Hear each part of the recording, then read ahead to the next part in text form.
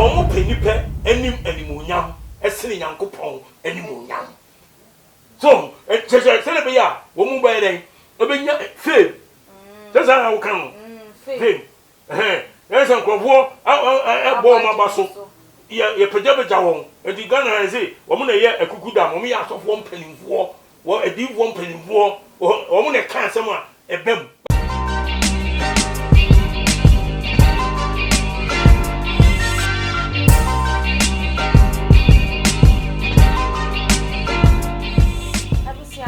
ene adofono mema obibia akwaba ede eba too much GH eso Ghana wahala dwumedie ena ebre asesemu nuaba epiesi kapa ene nso mede ebebe somo ene de ye papa ye Sofwa na Reverend Isaac Owusu Bempam wadi nsembi ababa betu eja na ebusuafo ni nyina eye na nsentema ye asofo binum a na se asofo kukuda ma omagidin wo menwa ebinom elbo eye MPP fo echi na ebinom nso ehira eye NDC fo ehun sensemu nti waba abonten ye hwa ye papa Bishop Charles Agyinasare na nsentem no ne nsem a wo kanyina eye se nsem a wode transforming eye Ghana fano eye aban we ba won hwenye ne nneoma ne ho nkroneba na de etwam krampo eye ya papa Reverend Sam Kwanche Ankra eye na no empire wodwa edema eye NDC ni titu ni running mate a wo mayi no eye Professor Nana Jimensa na wo bom pa ye se Nyankopon emfa no so na wonyi wo mo na wonfa wo mo ememe ye adwuma se de be ya ha hyepa ye koso e wo memu no eto ebetimi etwa na eye Ghana ye susu yenya ye ntoma pa efra eye ye mpapa yite ye nsem we ya na chese eno anu ni kokoo apai wono susu aba bonten ne waba bebiebie ensem ani so ehwe eye nneoma wo mo hye esumase eye Bishop Charles Agyinasare ena ye papa Sam Kwanche Ankra wo mo hye sumase eye ede eboa NDC se wo mo enkoso a entina konya no so na susu Nyankopon de wono wo kan na wakanti no wayi eye MPP for na ebusiafo ensem no mu nchemu e wo ho mitwam ho me ba me de baba besom fitiani asese ni din ene your friend say mechanic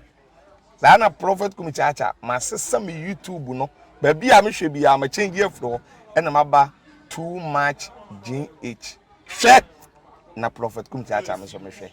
abusiafo mesanso emamo akwaba sunko ebionyam nhye mo semunya otwen akoma etwen ma yetwa ye ho eba ye odifo kese apostle Agyeman Prempe enetemense nifa so enede mini no ebetwetwen enkomo asafo woda ano eye the Bible Church of God Serving that ewo enkran kaswa tuba junction ho enasa wo penetwa kwan a wo benya no apostle mema wakwaba ya obawo God's watchman bibia boko yeah God's watchman me and already adom bia boko ede radias ni mo mpabo na me dokesi nti eye pa ede radias yo apostle na wo so nyame adom mesu me ho ye yete asenko ade na tell me am here apostle Reverend Isaac Owusu Bempam nsem odi ababetu edwa ne de wakeka enam de wahunu ede free Bishop Charles Agyinasare ena ebiem nso so no Reverend Sam Kwanche Ankra na enu nti waba abonten abebiebie no mani so from 2016 de esi ye free abato of mu ne nko ne ba de na betimi aka fa ho akuya nyame hira odi kan no damasen so oni adwumayefo nyina nkopon hira obia awurade mpagya mo omunye kese ahwefo nso ne atiefo de omuntini ye okay nti awurade hira obi biara a ohwen the too much GH no obia ni emra meye adwuma business no eye yinhira adwuma babusua osafo no nyina so mechia obia akuya obusemasem okay se Owusu Bempam prophet or sisia nkom 2016 esese o se adifo bi nso akansen bi se nkom sha na se ya mehu de akuye hu wo sa ayi adifo no ni sa sofo a mo na mo se ekuku damfo a Ghana fo agi wo mu de mente wo mo se so Nyankopon dwuma na omo ye ne sa we ka we ho asem so akwai ti say man sun bi wo mu ntem okay on okay aso mu tintan on nyankopon asuma na divo a to konkon no mitu se omo nkayo se omo kai ne enti ase nso a I don't understand so unse nyankopon ni pa bia no oye cool okay wo ye obi a oye no ho we sen say the first Timothy 3 no kan no so so duma wa pa yuma pa na de se osofo ni say yenya no ho asem bi nka oye ba ko ekum na nusu da ho so eno na ese wo mu eye na ma me hwe yenti asem bi wo James okay 3:13 to 15 was it mumubi muhan ena wo ye onyansafo eni nimdiefo manumfa obrapa enkyere okay yo onyansafo ni nimdie wo nimdie no ma wonfa obrapa enkyere yeso onse onipa oni ye no usunu ogban no eni emi du hu se ne usiti onyame ni okay so eno se obi eni ni nyuma owo on enyuma ojo a nyansa ewo mu ese osonwo no odiwo bia ojo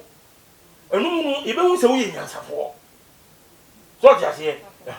so penyame nyansa no na se tiayo wakua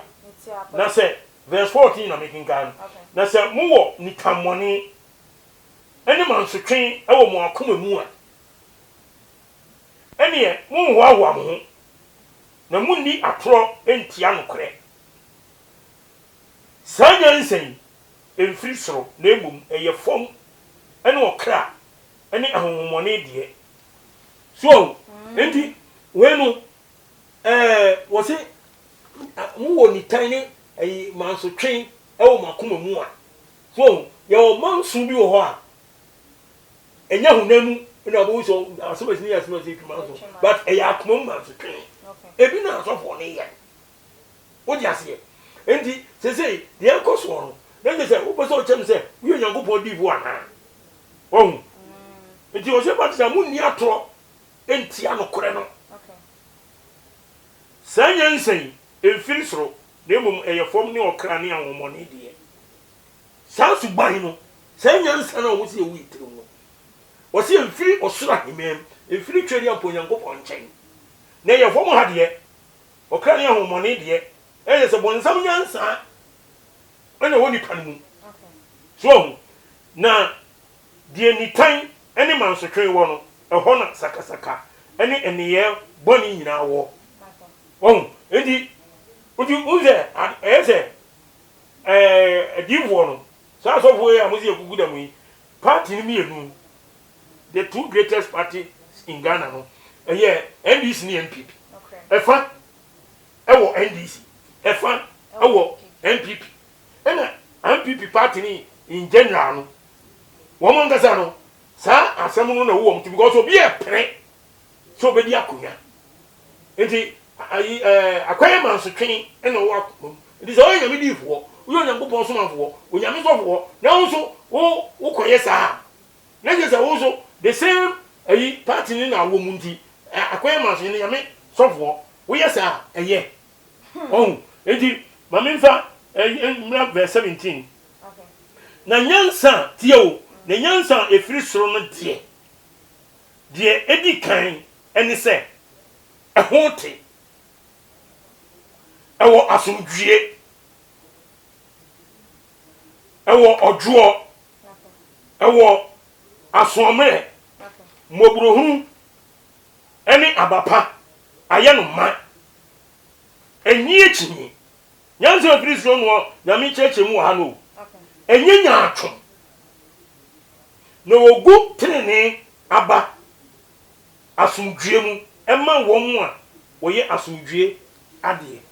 so edi nyankopon akire nyansa efiri soro edi nyankopon afre ni nipa bia so nkonko ye na adwuma so edibo ye de ni o nyankopon sa nyansa no ene ode ma nipa no e wo asomdwie ogu trene aba ema nipa nyina na de omu ye tena nyamba ben wo mu go they are politicians me say atopo no mo yes ano they are politicians so apostle yen shadio yen papa Isaac Owusu Bempa ordinance 7 dwa no na che se o kire mu a 2016 yen papa Sam Kranche Ankra na ebiemo nso so no Bishop Charles Adina Sare wo mo ede mampanyi dada ex president former president John Dramani Mahama na akunya so esra ne enwo ebo na tenase wo akunya kese no so se wo no enebedu wo man no eso enso so ye hwe 2016 na mampanyi Akufo-Addo na chese wo rene ye na Reverend Isaac Owusu Bempa osusu ye obi a wo MPP mu den ya mampanyi a wote akunya so osusu bo mpa ye de ema no enti eba na se na okoko hu se obi enso bo mpa ye de ama different president and I say different opposition party a was say how Emma wo ba bonten ebebe ka ho nsem say wo mo crampo no say wo list asofo a wo mo like wo mo edimu ana say wo mo ewo nyame adoma chede ana say wo mo dimu say de me kan ye na che say wo mo enka ho akuya nyame shira pa so wo busa ma asemi o nsem de ya na mu odumum ubusa but the Bible has the answers okay the omu yen o say I man sheken any time obi a person the party eba power obi a person the party eba tia kunya no so edi eye bia so a party ni ba ko le be dey obi win ade na mo premu nti NPP o sisi e akwe o metuma tia kunya no so akosi atemu da debi wayi NDC so ba o metia so akosi debi so we ba no we ko no we aba na say adifo no hu say Ghana ha no o ka Jeremiah 5 verse 31 no o si adifo no mo hye nkomtro na so bo so na mo kokoso di won gaza o mo so asem ena me man mu so nipa no ye penisa na Bible say wie no so mo be ye den so enti de omo yan nipa so penisa eni be tudi o machi enso de omo yan enkom hyahu o se ayi 2016 a wo di bisa mi wo se 2016 no ayi wo mo ayi NDC asofo adivo e hye enkom se NDC be wi ni okay ena NPP so ayi adivo so hye enkom se omo so be wi ni okay ade su nipa bi engofo mi ni ba ko na be wi ni mienu ntimi ntina akunya dabi nipa mienu ntimi ntina akunya so ahemfu mienu eni kuro so ede ya ohe ba ko pe na be di kuro so ana me boa endi se ya to aba no na se ayi MPP awi ni na se wo no nkom se na ma no be mu ana enya no kure sa so nya no nkom se ne mo de me hu ni se wo mo no o mo de fa na chief wa mo Israel okay John chapter 12 verse 43 Papa Jesus say omo penipe enim animunyam esene Nyankopon animunyam so se be ya wo mu ba den obenya fame just how kan fame yes ankofo bo ma baso ye pejabeja won edi Ghana say wo mu na ye akukuda mo ya asofo mpanimfo wo edifo mpanimfo wo mu na kan asem a ebem so ayi eni wo mu penipe ni mo animunyam ade ntina obi akwakoye oye NDC ni eno wo mo bom pae se wo mo bawi ni no mo dia kwotena konya so sania wo bisa mi ye ena du ho wa nwini me boa ena wo na wo wi ni ye ka wonu tume Nyankopon se nyansa de ye firi so no e wa asomdwe ogutene ne aba ema ni pe nyina jeje nyame nyansa bia no owo abotre e wo mpre no ho wo de bo mpaye ne ja se wo ka obi de wo ka omo de ne da se so ba firi ho wo ntra wo kosi atemu da se de beka e no wo so ba firi ho na do firi ho so de asem na awaka omo so nka se so akoye wo si sei ma so twenu no akoye man so twi wo mu ah so for so mo twe man so eh so we are politicians mo na mo hu wo so we are divo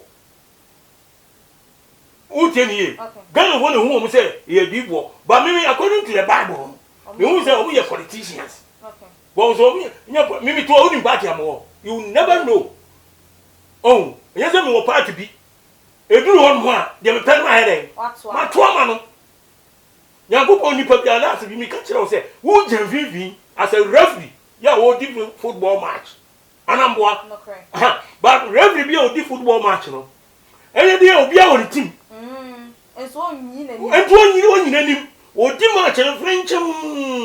so am obi a won say o referee o di match but o ni team okay on declare esa e ma nko di referee no ko di ama o team no correct o ti ase apostles say me pese me hu no say enfonso ben e na eye papa reverend Sam Kwanche wo ye se wo bompa ye e ka se oman ya ye wo mu ni omema ye denti Yakopon emboa eye maame eye professor Nana Jemensa na wontimi enye den wo muntimi meme di akonya no so se de be ya sa wo haw ni amane no ebetimi afri enso a enunti no eye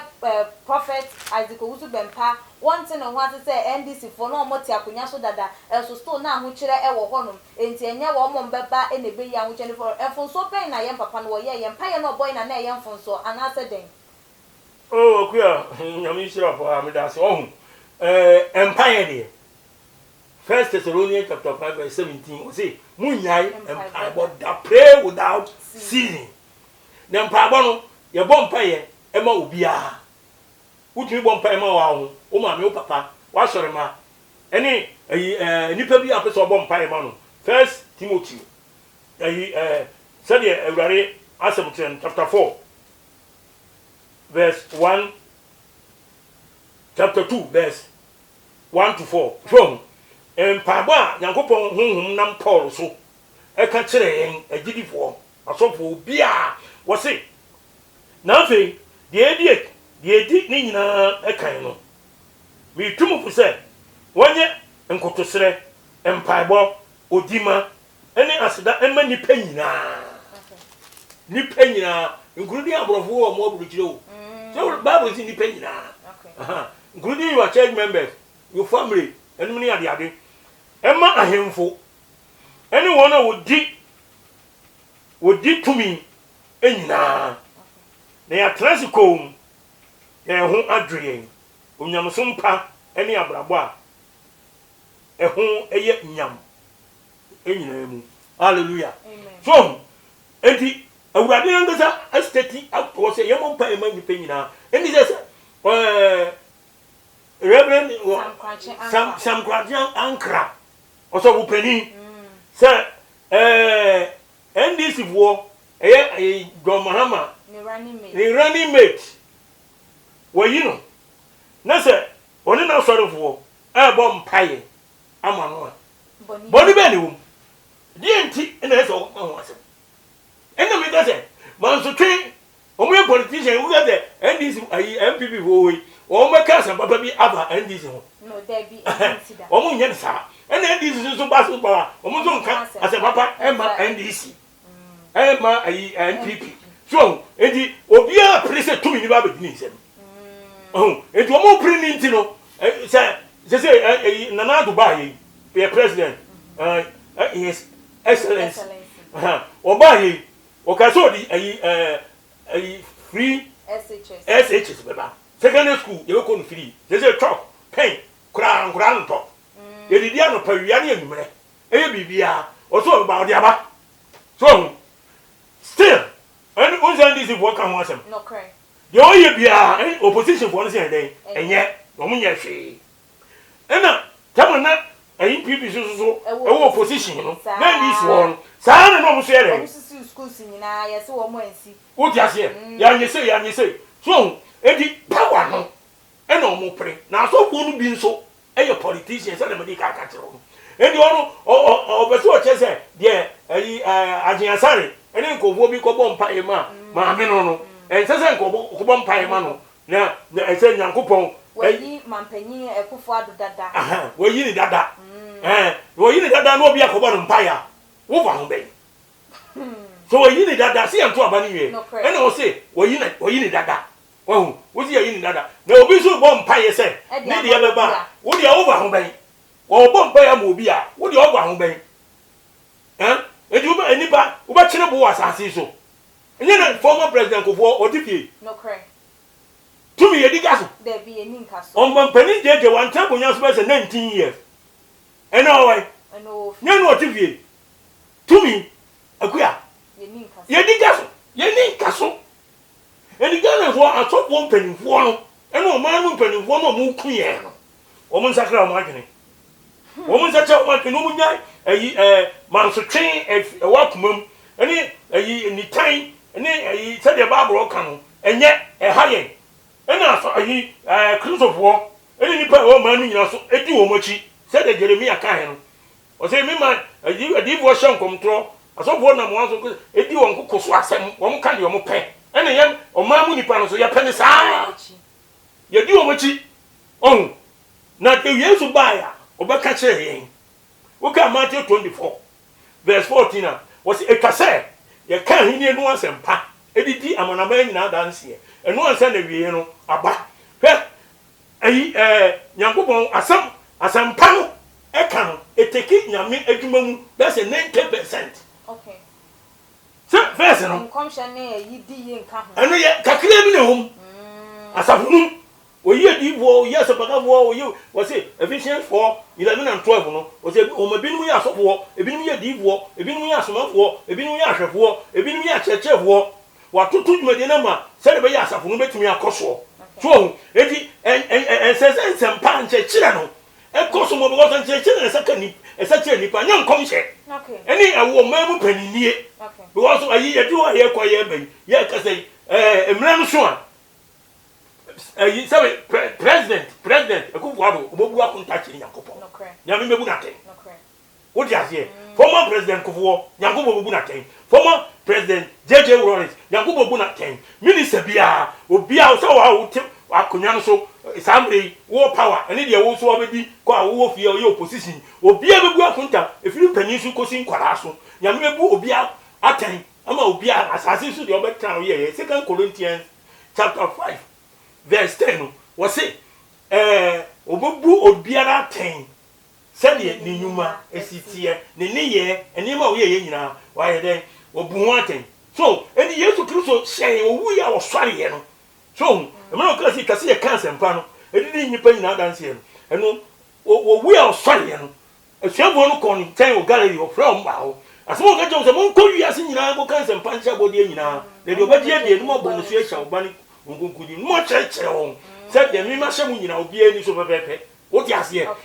edi anu na urade edi jaye na enkom hye wan kase wo mo hye nkom okay won kase wo mo yi adiye ensamba no ne yenko ka so se ensamba no mo to atun ye de siba bi kura ya kase enkom hye yi kire obi bewu obi be di akonya obi be say ensem bebre so enti mi sew awazo ye de ensem na wiye ye fa afutu ma eye mo yonko asofo ne ganafo a wo mo edi eye renum bi sei echi yo akuya misanda wasi bi onyame hirafa ohun se dia me kan ne se ohun obi enu ho no a won pafutu a bible say o say die odo atene no edonu die otan anim kan no wo ya aboa Proverbs chapter 12 verse 15 so ohun enti sa won pafutu a ne kese Yankopon edi ototo aboa mu esa so a enye ba wu nipa trokunku no ho bible na ene ye guideline enti no beso mo nhwe bible mo nhwe ni yi na sa ni tan two parties no any other parties ye wo a ento ato a ni nsensem aye ntokwa manso wosimi na me wenye entosife ye Kristofo am ye Kristofo Yankopon na soma ye ne am ye nse Yankopon ene Ghana ho nso mesrem munya botre na aba na ye ba beto no die nyame se odinama ye no odinama ye bibie ntimi sikwan parties na enye den yara ba ko ne bewini ba ko pe ene bewini mo die hia wo mu ni se o mehwama Ghana etimi akọ na nim Ghana etimi aso aba na ye ho atoyen na ye bro ye bre Apostle for telephone number 2 Jamaye. Mr. Moa, my telephone and no money 0544 262614 0544 262614 and 020 70 200 11 020 70 20011 atie foni amefo odi onyankopɔ twe ya mpodi da mase ya me nhira mu nyina mu ahohwe o Yesu Kristo yi mu amen Yo apostle yansi da wase bebre nyame onhira wo ebusiafo aha na yede yedwumadie no ese nyumekwa eso yasen mama Juliet Ventures eba ne nchensen numa wodi siesie wo kitchen ye wo dem de wo pe bia no betimi afa ne number no na wa to nsa de afre no ba bia wo bia no wo obe deliver de amao ne kwan so fe